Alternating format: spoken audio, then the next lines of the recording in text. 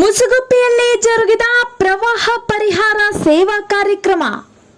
ರಾಮಕೃಷ್ಣ ಸೇವಾಶ್ರಮ ಮತ್ತು ಇನ್ಫೋಸಿಸ್ ಫೌಂಡೇಶನ್ನ ಸಹಕಾರದಲ್ಲಿ ಪ್ರವಾಹ ಪರಿಹಾರ ಸೇವಾ ಕಾರ್ಯಕ್ರಮ ಇಂದು ಮುಂಜಾನೆ 10 ಗಂಟೆಗೆ ಸರ್ಕಾರಿ ಪ್ರೌಢಶಾಲೆ ಪ್ರವಾಹ ಕಾಳಜಿ ಕೇಂದ್ರ ಮುಸುಗುಪ್ಪಿಯಲ್ಲಿ ಜರುಗಿತು.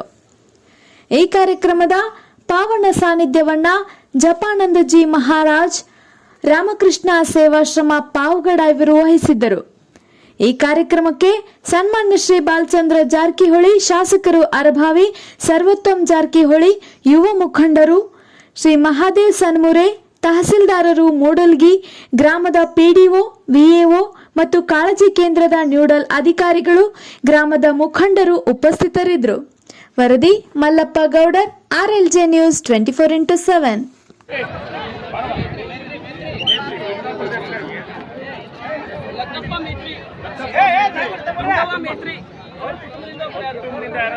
ಮೇತ್ರಿ ಕುಟುಂಬದಿಂದ